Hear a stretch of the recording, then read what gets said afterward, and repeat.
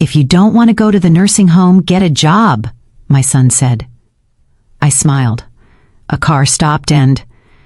That's how it started, my story, I mean. Not with thunder or tragedy, not even with anger, just a sentence, casually spoken, carelessly thrown. But it landed like a stone in my chest. I was standing by the kitchen window that morning, my hands still wet from washing dishes. The sunlight came in slanting through the lace curtains, touching the stack of bills on the counter like it was mocking me. My son, Daniel, leaned against the doorway, phone in hand, half distracted. He had that tone, the one people use when they've stopped seeing you as someone who raised them and started seeing you as a burden. I'd heard stories about mothers becoming too much for their children. I just never thought I'd live one. He was scrolling, his thumb flicking without pause. "You can't just sit around all day, Mom. You're not dying." Me chipped tables, the same waitress with tired eyes and a kind smile. Her name was Lila. She used to know me by name back when I came in with Howard every Sunday after church. "Marge," she said when I walked in, a surprised smile breaking across her face. "Haven't seen you in forever." "I needed some air," I said, sliding into a booth. She poured me coffee, just like old times, and the smell hit me rich, slightly burnt, comforting. "You still take it black?" she asked. "Always." We talked about small things. The weather, the mayor's new road project, the way the lilacs by the church had bloomed early this year. But when she asked how Daniel was doing, I hesitated. "He's busy," I said finally. "Good busy?" I smiled, the kind that forgets to call his mother. She laughed softly, but her eyes said she understood. When I got home, the house was quiet. Daniel was at work. Clara's shoes were by the door, so she'd been there. I walked through the living room, picking up a few glasses left on the table. There were 2 mugs, a half-eaten sandwich, and a candle burned all the way down. The faint scent of vanilla hung in the air. On the kitchen counter, I saw a note in Clara's handwriting. "Thanks for the tea. You're lucky to have such a sweet son." I read it twice. Then I folded it neatly and put it in the drawer. I wasn't angry, just aware of the way she'd started staying longer, laughing softer when he spoke, aware of how his shirts were ironed even when I hadn't touched them. Aware that when she said "we," Daniel didn't correct her. I wasn't jealous, just displaced, like someone had quietly moved me out of my own life and forgot to tell me. That evening, when Daniel came home, he looked tired but happy. He tossed his keys on the counter and grabbed a soda. I watched him from the doorway, the way his shoulders relaxed when he leaned back against the fridge. "Did you talk to Clara today?" I asked. My tone was casual, like I was just making conversation. "Yeah," he said, opening the can. "She came by to drop something off. I saw her note." He froze for just a second, a blink, a pause. Then he smiled. "Oh, that. She's just being nice." I nodded, pretending to believe him. "She is nice." For a moment, silence stretched between us. Then he sighed. "Mom, look. I know things have been weird lately. I'm just trying to get everything sorted, work, life, you know?" "I understand," I said. "I just miss you, Daniel. We don't talk like we used to." His eyes softened a bit. "I know, I'll do better," and for a fleeting moment, I believed him. But later that night, when I passed by his room to say goodnight, I heard him laughing softly on the phone, his voice low, tender. And then he said it words that made my stomach turn cold. "I can't tell her yet. Not until everything's ready." I stood there in the dark hallway, holding my breath. Not until everything's ready. That night, I didn't sleep. I stared at the ceiling, listening to the house settle, the clock ticking too loud. I thought about his words. I thought about Clara's perfume lingering in the air. I thought about the pamphlet for the nursing home, waiting on the counter like a silent witness. And I thought about that sentence again. "If you don't want to go to the nursing home, get a job." Maybe he didn't mean it cruelly. Maybe he just didn't realize what it sounded like. But something inside me whispered that it wasn't just a sentence. It was a warning. The next morning, I woke before sunrise. The house was still, no footsteps, no voices, just the faint hum of the refrigerator. I sat by the window with a cup of tea, watching the first light paint the neighborhood roofs in pale gold. Howard used to love mornings like this. He'd hum under his breath, read the newspaper aloud, and tell me which neighbor had bought what house. I could almost hear him like a ghost in the walls. But the warmth I used to feel in this house had long gone cold. As the sky brightened, I noticed a small envelope, tucked beneath the stack of letters on the counter. It wasn't there last night. My name was on it, just Mom in Daniel's handwriting. Inside was a short note. Mom, I'll be working late this week. Please don't wait up. Clara might drop by to help with some stuff around the house. Be nice to her, okay? Be nice to her. The words stung in a way I couldn't explain. I had never been anything but nice to her. I'd made tea, asked about her day, even folded her sweater once when she'd forgotten it on the sofa. But lately I'd noticed something in her eyes, a look that mixed pity with ownership, as if she'd already claimed the space I was merely borrowing. Still, I tried to keep busy. Daniel was right about one thing: I was bored. After Howard's passing, I'd lost the rhythm of purpose. No one needed me anymore. Not really. So that day, I pulled out my old sewing machine, the one that had been sitting under the bed for years. The whir of the needle filled the room as I repaired an old curtain, just for something to do. Around noon, the doorbell rang. When I opened it, Clara stood there with a smile too bright for the gray afternoon. "Hi, Mrs. Miller. Daniel told me you'd be home." "Of course," I said, stepping aside. "Come in." She smelled of roses and expensive shampoo. Her heels clicked lightly on the tile as she walked in carrying a tote bag. "I brought some brochures," she said cheerfully. "Daniel wanted me to help you sort through a few things." "Brochures?" She set them down on the coffee table, for options. I looked down and felt my heart twist. The glossy covers gleamed with names like Golden Horizon Assisted Living and Evergreen Senior Suites, all lined up neatly, like choices for something inevitable. "I don't need this," I said quietly. Clara's smile faltered. "Oh, no, of course not right now. It's just Daniel worries. You've been alone so much, and we thought maybe you'd like the idea of a community, somewhere with activities, people your age." "I have a community," I interrupted. "This is my home." For a moment, the only sound was the rain starting against the window.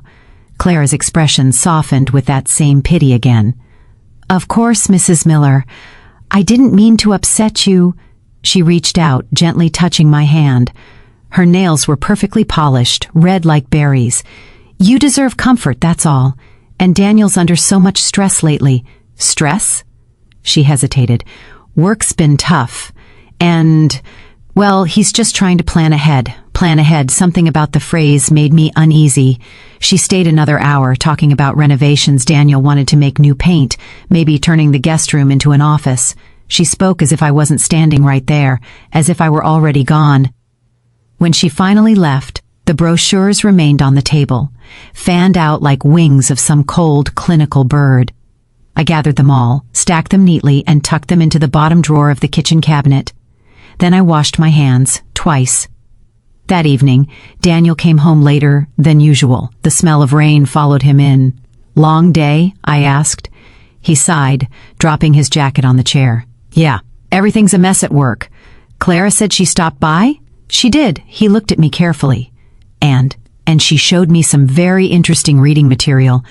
He groaned, rubbing his face.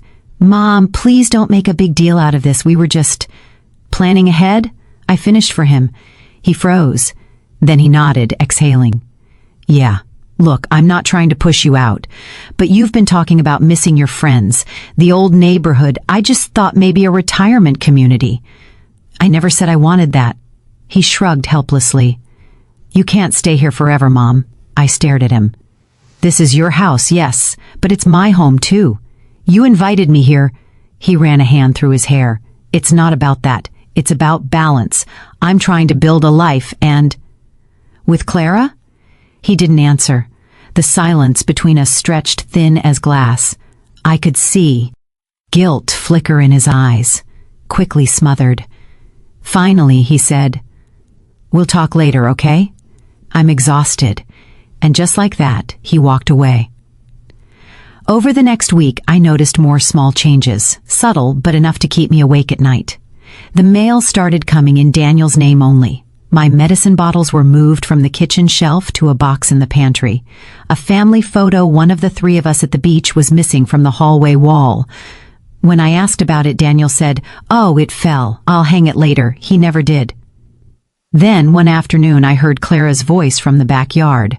I peeked through the curtains. She stood beside Daniel, holding a clipboard. They were measuring something near the patio. Daniel was smiling, gesturing toward the house. I cracked the window slightly and heard fragments. "We can put it here, after she moves out, after she moves out." I closed the curtain quietly and sat down, my heart pounding. My fingers trembled as I reached for the arm of the chair. It wasn't just talk anymore. They were planning something. That night, I couldn't bear the quiet. I walked to my old bookshelf, pulled out one of Howard's journals, and sat with it in my lap. His handwriting filled the pages, strong, steady, sure. He used to write every night before bed, little notes about our days. On the last page, he'd written something I'd forgotten. "If the world ever makes you feel small, Marge, remember, you are the home everyone else was built inside of." I closed the book, pressing it to my chest. That night, I made a decision. If they wanted me gone so badly, I'd find a way to stand on my own 2 feet again. Maybe Daniel was right. Maybe I did need a job, but not for the reason he thought. The next morning, I put on my best blouse, the pale blue one, with pearl-button sand, walked to the bus stop. The cold air bit at my cheeks, but it felt good to feel something sharp again. When I reached the old library, I stood outside for a long time. The same brick walls, the same smell of old books and dust. Inside, Mrs. Crawford, the head librarian, was still there. Her hair had gone grayer, but her eyes lit up when she saw me. "Marge! My goodness, it's been ages!" I smiled. "I heard you might need help."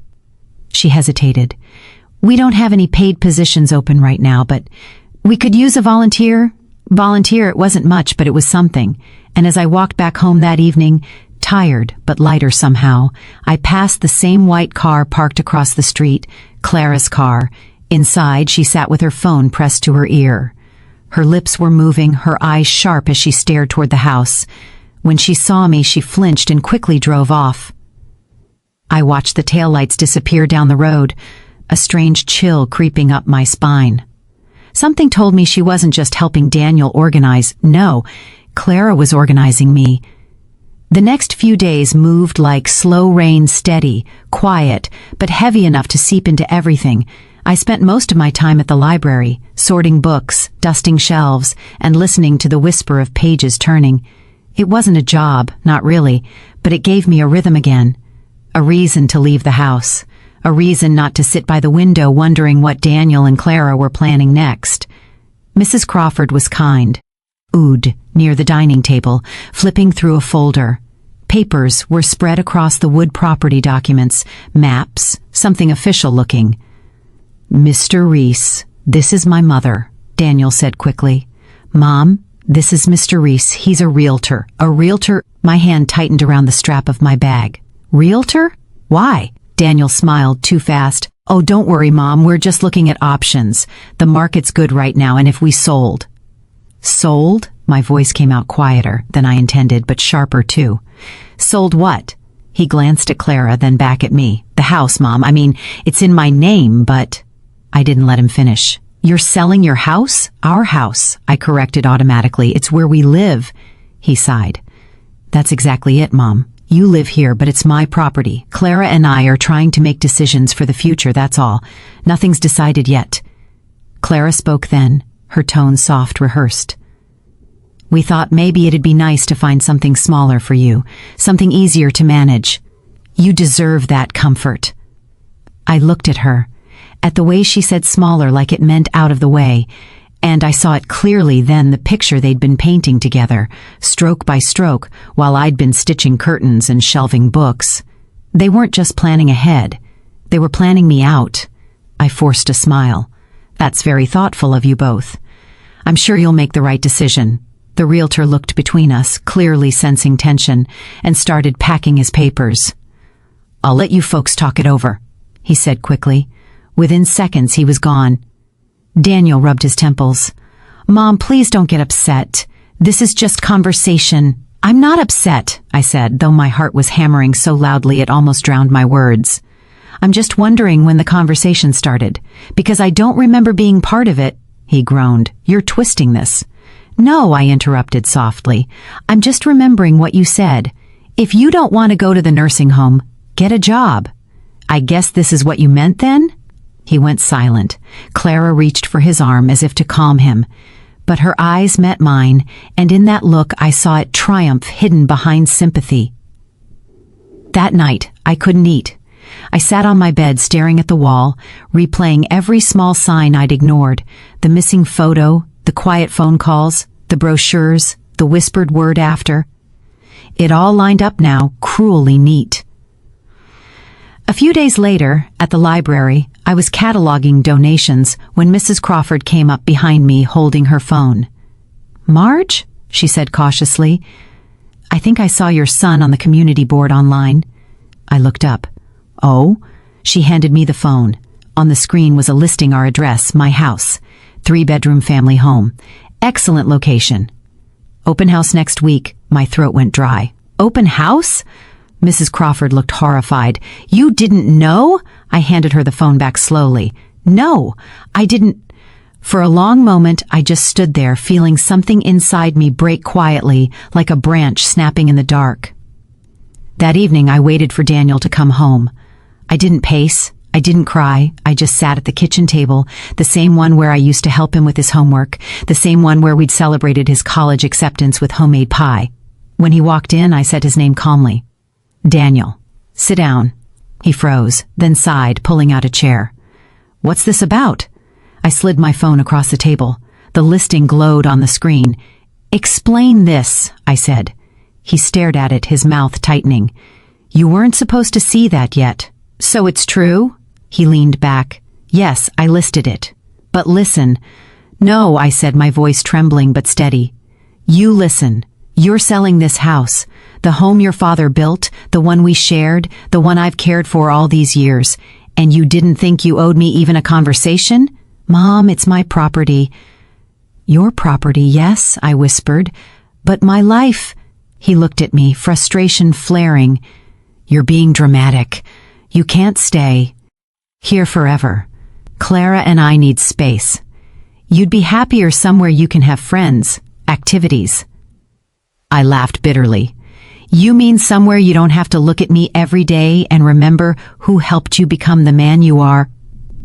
He opened his mouth, then shut it again. After a long silence, he said quietly, "It's not like that. I need to move on, Mom." "Move on from me?" He didn't answer. That was all I needed to hear. That night, I sat in the dark living room, the only light coming from the street lamp outside. The house hummed faintly, the fridge, the clock, the memory of voices that no longer filled it. I thought about Howard, about the promise he made when we first moved in. This will be our forever home. Forever had turned out shorter than I expected. Then, somewhere between exhaustion and resolve, a thought came to me. Daniel wanted me gone. Fine, but I wouldn't leave broken. If he was so eager to push me into a new life, I'd make sure it was mine, not the one he planned for me. The next morning, I woke early and started cleaning. Not the lazy kind of cleaning you do to pass time, but the kind that meant something: sorting, packing, reclaiming. I pulled down old boxes, labeled them carefully, and set aside the things that truly belonged to me. Photo albums, Howard's journals, my sewing machine, the quilt my mother made. By noon, the guest room looked bare. The walls echoed when I moved. And yet, for the first time in months, I felt clear-headed.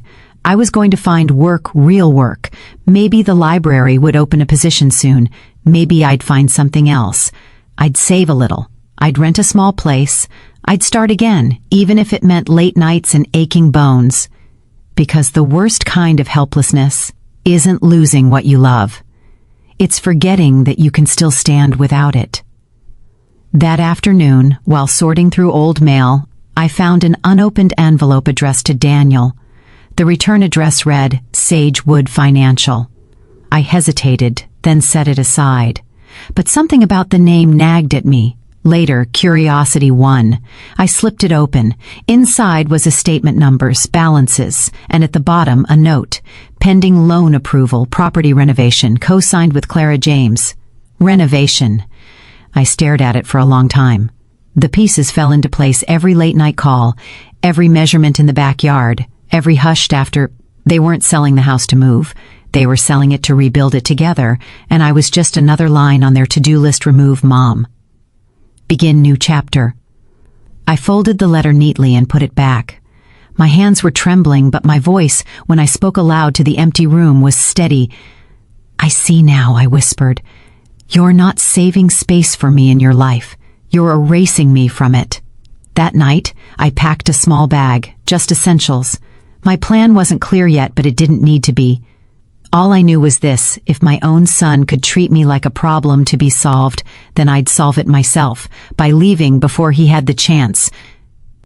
The morning I decided to leave, the air felt different, quiet, heavy, like the sky itself was holding its breath. I'd packed a single suitcase, just enough to get by for a while. I wasn't running away in shame. I was stepping out before they could push me out. Daniel was still asleep when I crept down the stairs. The house smelled of coffee and last night's rain. I placed a note on the counter. Don't worry, I'm giving you the space you need. Love, Mom. I didn't plan to vanish completely, just disappear long enough for him to realize what he'd lost. But as I reached for the door handle, a car pulled up outside the same white one that had haunted my mornings. Clara? She stepped out, heels sharp against the pavement, her phone pressed to her ear. When she saw me, her expression flickered surprise, then something colder. Going somewhere? She asked, hanging up. Just for a walk, I lied. Her eyes darted to the suitcase beside me. That's a long walk. Mrs. Miller, I smiled faintly. Maybe it's time for a change of scenery. She stepped closer. Did Daniel tell you? The open house is tomorrow. My chest tightened. No, he didn't. She tilted her head, her tone soft but cutting. He didn't want to upset you. He's been under so much pressure, trying to balance everything. I studied her face, perfect makeup, perfect calm, and saw the quiet satisfaction she couldn't quite hide. You must love him very much, I said. Her eyes flicked away for just a second. Of course, you should, I murmured. He's giving you everything. Before she could respond, I stepped past her, pulling my suitcase behind me. I didn't look back. I went to the library first. Mrs. Crawford looked up in surprise when I walked in with a bag. Marge, what on earth? I just need somewhere to think, I said softly. She didn't ask questions. She led me to the staff room and poured me a cup of tea. Take all the time you need. I sat there for hours, staring at the steam curling above the mug. Every memory of Daniel, his first steps, his first heartbreak, his first job played through my mind like an old reel. Where had I gone wrong? Had I loved him too much, or not enough? By the time I looked at the clock, it was nearly noon, and that's when I saw it, Mrs. Crawford's laptop screen open on the counter, with a real estate ad flashing again. The listing had been updated. New photos. Curious, I clicked, my breath caught. There, in crisp, bright pictures, was my living room, but not as it was. The walls were bare, my curtains gone, my sewing machine missing. Even the family photos, Howard's smile, Daniel's childhood had vanished. Staged, cold, anonymous. It wasn't just the house that had been cleaned out. It was me. And then I saw the last photo, Daniel and Clara, standing in front of the fireplace, smiling for the camera. She was wearing my mother's pearl necklace, the one I hadn't been able to find for weeks. The caption read, "Current owners, soon to be newlyweds moving to a larger home, newlyweds." My blood went cold. He hadn't told me, not a word. The open house, the renovation, the endless planning, it all made sense now. He wasn't just selling the house, he was selling the life we built, to start his own with her. And he was marrying her next month.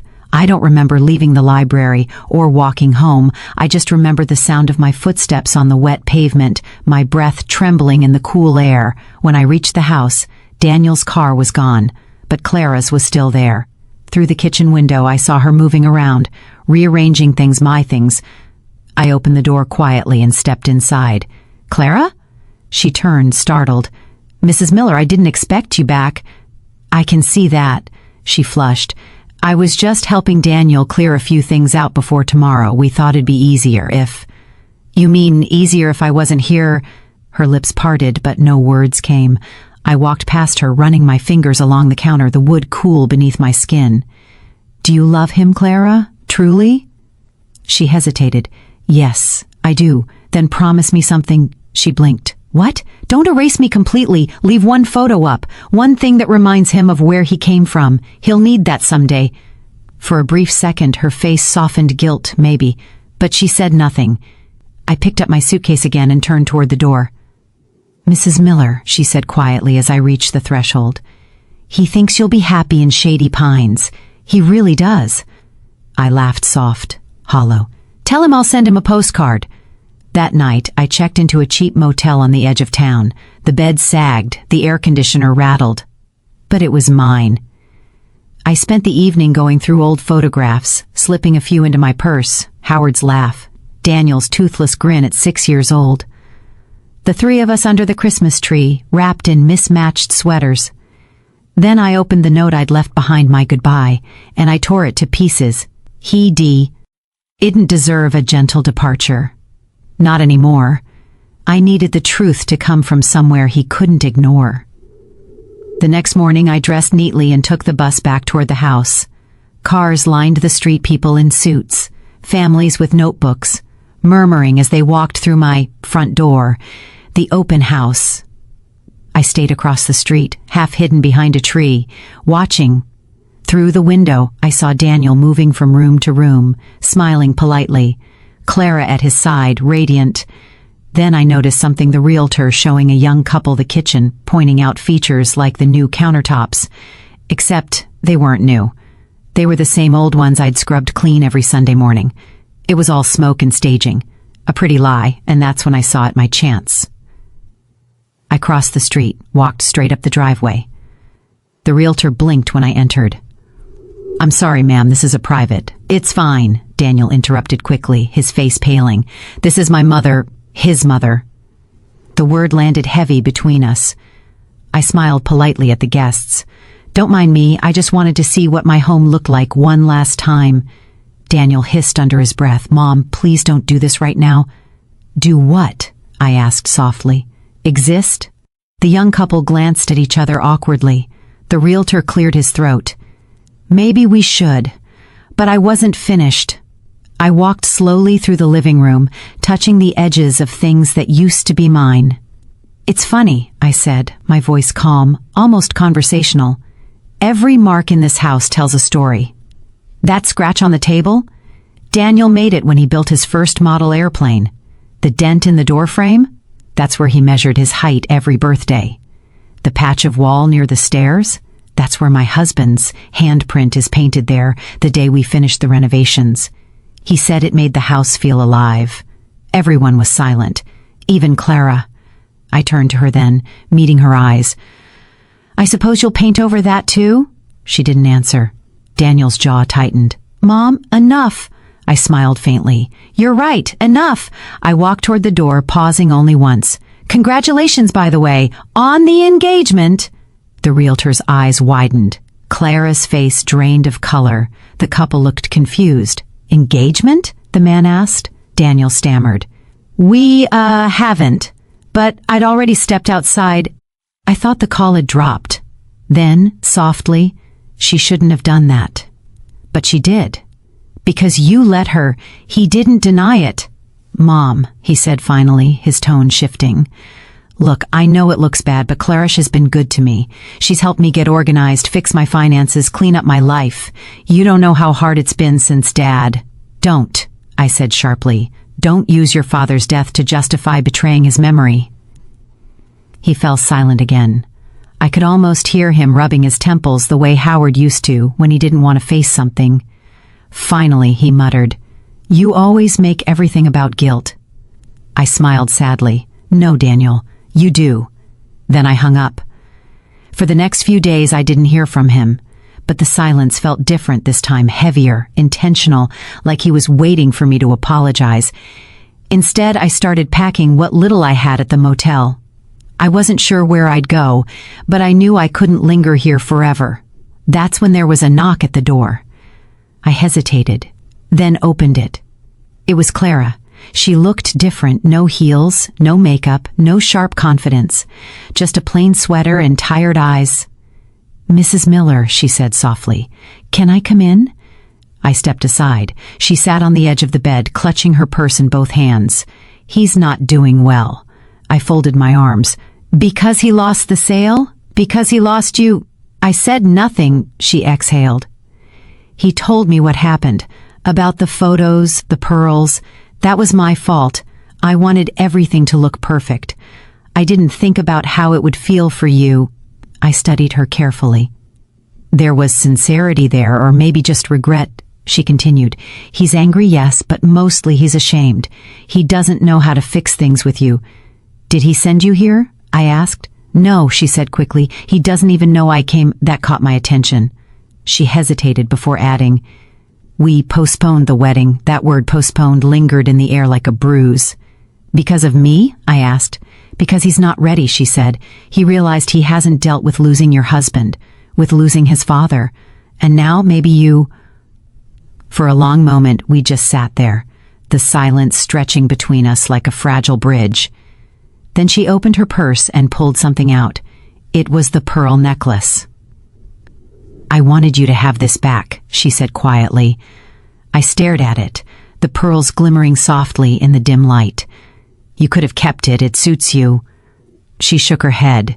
"It's not mine to wear." I took it, feeling the cool weight against my palm. "Thank you." As she stood to leave, she paused at the door. "He'll come around, Mrs. Miller. He just needs to remember who taught him how to love in the first place." And then she was gone. That night, I sat on the bed, the pearls coiled in my hand like a small apology. Maybe Clara wasn't the villain I wanted her to be. Maybe she was just another woman trying to love someone broken in the same place as she was. I looked out the window at the streetlights flickering through the fog and thought of Danielov, how fragile we both were under the armor of our pride. I didn't sleep.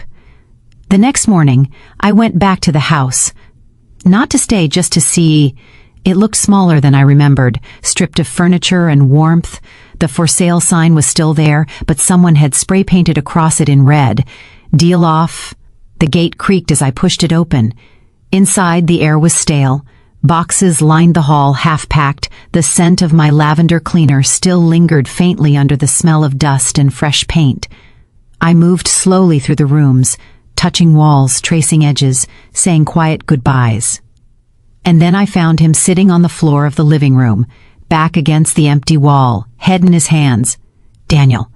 He looked up when he heard me. His eyes were red-rimmed, his hair unkempt. "You came. I wanted to make sure you were taking care of the place," I said lightly. He laughed bitterly. "It's not mine anymore. I canceled the listing." I blinked. "You did what?" He nodded. Clara was right. I was trying to move too fast, trying to fill a hole that can't be filled. I kept telling myself I was doing it for you for the future, but really, I was just running away. I stepped closer, unsure whether to be angry or relieved.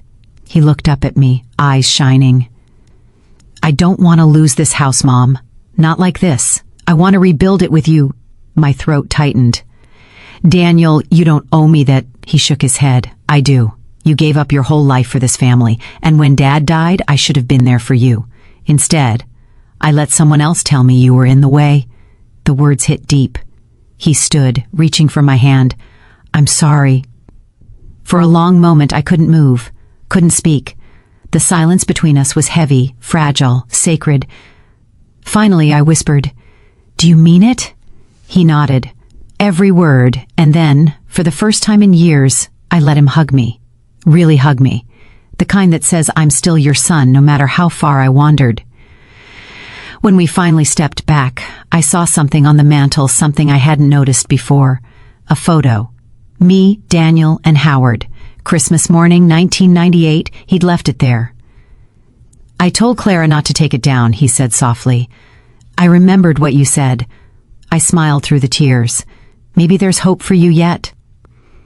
We spent the rest of the afternoon cleaning, sorting boxes, talking like people who hadn't spoken honestly in years. He told me about his fears losing the house, the debts, the loneliness he tried to mask with work and control.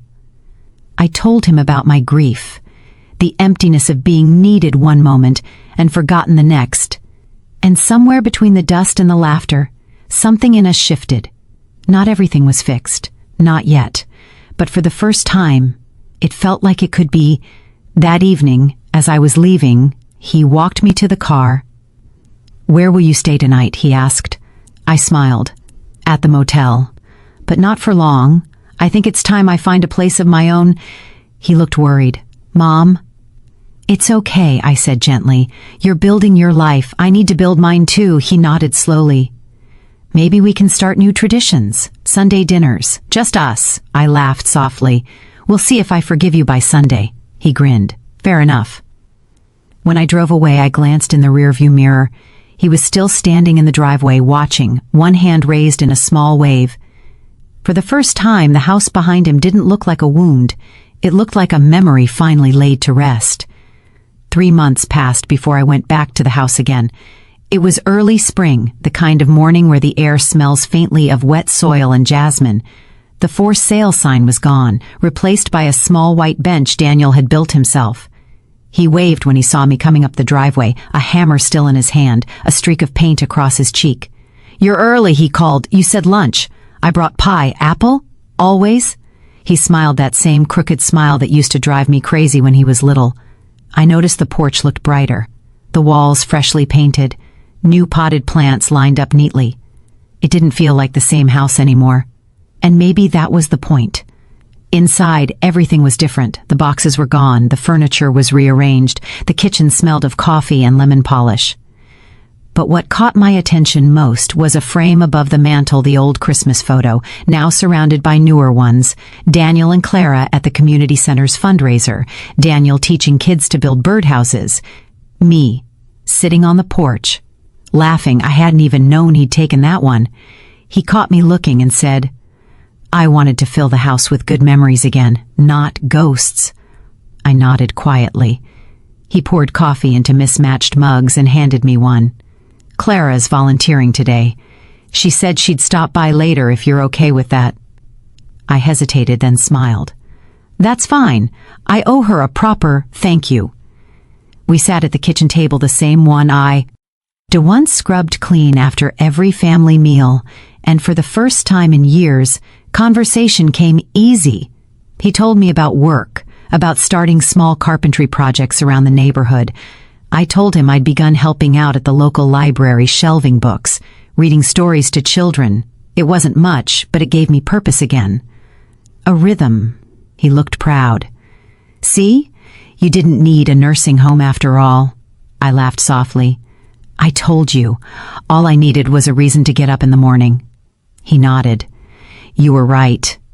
There was a brief silence, then he said, almost shyly, "I've been thinking about Dad a lot lately." I looked up. "I used to think he was invincible," Daniel said, "that he'd always fix everything, and when he died, I didn't just lose him, I lost that belief too. I guess I tried to become him, tried to take control even when it wasn't mine to take." I reached across the table, touched his hand. "You don't have to be him, Daniel. You just have to be you." His eyes glistened.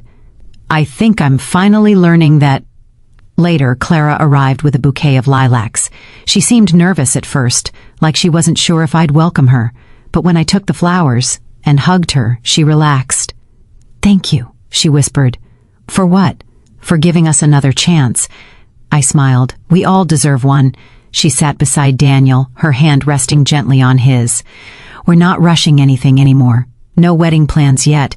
We just want to build something steady. That's how real love grows," I said. Slowly, she nodded, eyes warm. We ate pie together, my old recipe, crumbly crust and cinnamon-heavy filling, and it struck me how peaceful the house felt. Not perfect, not healed completely, but peaceful in that quiet, honest way that comes after a long storm. As the sun dipped lower, I stood in the doorway, ready to leave. "Mom," Daniel said, walking me to the car again. "There's something I want to show you first." He led me to the small shed in the backyard. Inside, sunlight filtered through the cracks, illuminating shelves stacked with tools and wood shavings. In the center stood a rocking chair half-finished, sanded smooth, graceful in shape. "It's beautiful," I murmured. He smiled. "It's for you." I wanted to build something with my hands this time. No shortcuts, no rushing, just patience. I ran my hand over the smooth oak, tears pricking my eyes. "Your father would have loved this." He looked down, voice soft. "I know. That's why I wanted to make it." We stood there for a while, the sound of birds outside and sawdust still in the air, and I realized something. Forgiveness isn't a moment, it's a slow return to trust, one heartbeat at a time. Weeks later, I settled into my new apartment, a small sunlit place above a bakery. I could smell fresh bread each morning, and the window overlooked a park where children laughed and played. It wasn't the house I'd built my life in, but it felt mine. On Sundays, Daniel and Clara would visit. Sometimes we'd cook together. Sometimes we'd just talk. Sometimes we'd sit in silence, drinking tea, comfortable in the quiet we'd earned. One Sunday, he brought the finished rocking chair.